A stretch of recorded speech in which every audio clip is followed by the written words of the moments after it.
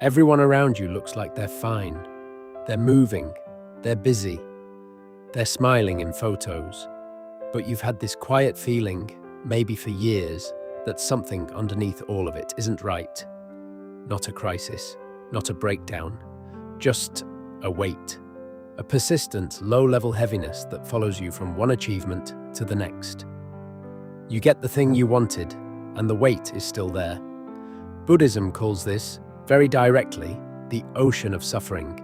Not as a dark prophecy, not to frighten you, but as the most honest diagnosis any philosophy has ever offered the human condition.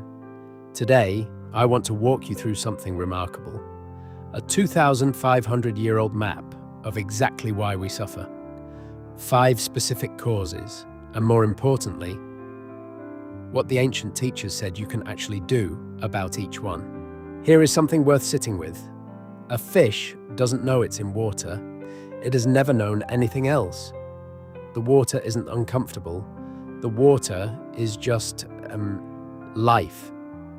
And this, according to Buddhist philosophy, is precisely the problem with human suffering. We are so used to it that we have stopped recognizing it as suffering at all. We call it stress. We call it ambition. We call it just how life is. We dress it up, we manage it, we medicate it. But we rarely stop to ask the question the ancient teachers asked. Where is this pain actually coming from? Not the surface pain, the argument, the bill, the diagnosis. The deeper question, what is the structure beneath all of it that keeps generating new pain year after year? The ancient map has 5 answers. And when you see them clearly, something shifts. Poverty, failure, being overlooked, the quiet humiliation of not having enough, money, status, respect. Most people believe this is where suffering lives. Fix the circumstances, fix the suffering, and there is truth in this. Circumstances matter. But notice something. There are people with almost nothing who carry a lightness you can feel when you enter a room. And there are people with everything. The career, the house, the recognition, who are hollowed out. Circumstances are a source of suffering. They are not the root. The ancient teachers were clear. This type of suffering can be transformed through generosity, especially when you have little. The act of giving from scarcity does something to the nervous system that no amount of accumulation can replicate.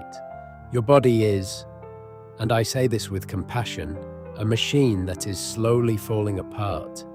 Sit still long enough and it aches. Age long enough and it betrays you. Live long enough and it will at some point experience real pain. This isn't pessimism. This is the honest acknowledgement that physical suffering is built into the design. But the ancient teaching on this source is striking. The antidote is not to escape the body. It is to soften your relationship with it through acts of compassion toward other living things. When you protect something vulnerable, an animal, a person who cannot protect themselves, something in your own body relaxes, as if the act of mercy turns down the volume on your own pain. This one is subtler and more pervasive. How much of your suffering isn't happening to you, but is being created by beliefs you absorbed from other people? You must marry by a certain age. You must achieve a certain kind of success. You must look a certain way, earn a certain amount, reach certain milestones in a certain order. None of these were yours originally.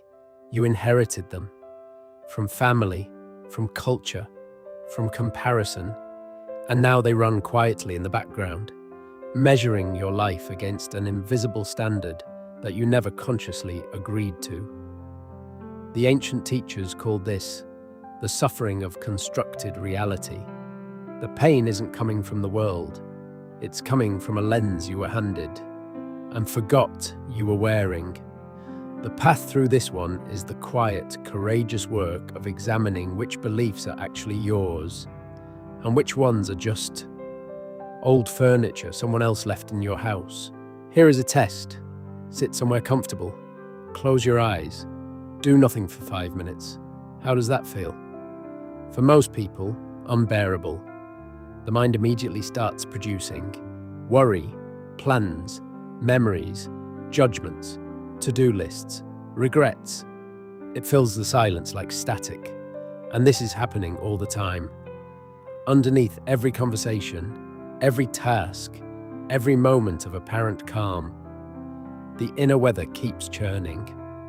You can be sitting in a beautiful place, completely safe, completely provided for, and still feel, inexplicably, like something is wrong. That feeling isn't coming from outside you. It's the unexamined mind doing what it's always done. Scanning for threats that may no longer exist. Rehearsing conversations that will never happen. Grieving losses that are already years in the past. This, the ancient teachers said, is where meditation becomes not a luxury, but a necessity. Not to empty the mind, but to stop being controlled by it. Everything we've talked about so far has a common thread.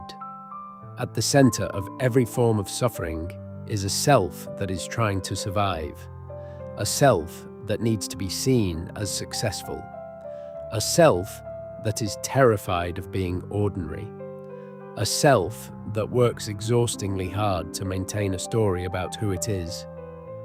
Buddhism calls the misunderstanding at the heart of this ignorance. Not stupidity, not weakness, just not seeing clearly. Not seeing that the self you are desperately protecting is not as solid as it feels, that it was assembled from experiences, conditioning, stories, that it changes, that it is temporary, that its needs are, in many ways, invented. This is the deepest source of suffering. And the ancient teachers were honest. This one takes time, possibly a long time, but the direction is clear. Not self-improvement, but slowly, gently loosening the grip of the self that needs improving. Now, before this becomes too heavy, I want to be honest with you about something. Buddhism is not asking you to become indifferent, to detach from people you love, to stop caring about your life. It's asking something different. It's asking you to stop fighting reality and start working with it. Here is what that looks like in practice. When your circumstances are difficult, don't wait until things improve to be generous. Do something for someone else now. Not because it's efficient, because it reminds you that you are more than your circumstances.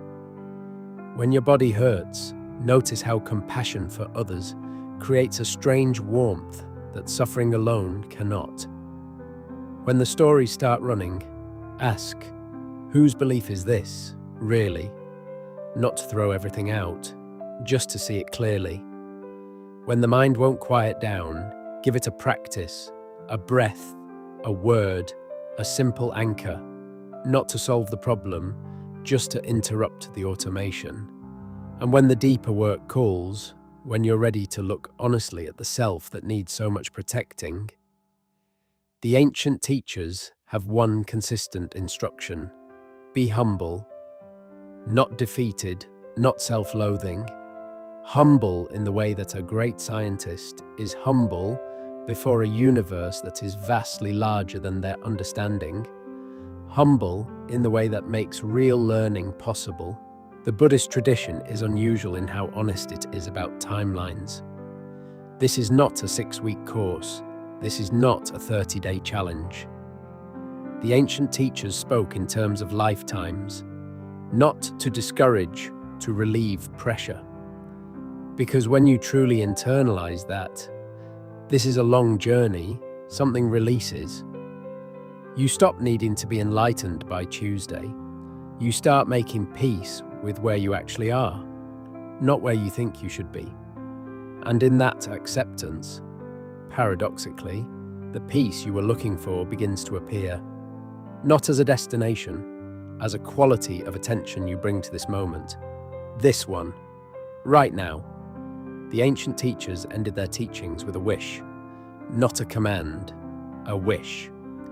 That all beings, in every direction, might recognize the suffering they carry, understand where it comes from, and find the path that leads them gently out of it. You are one of those beings. So is the person next to you on the train. So is the person who made you angry last week. We are all, every one of us, somewhere on this road.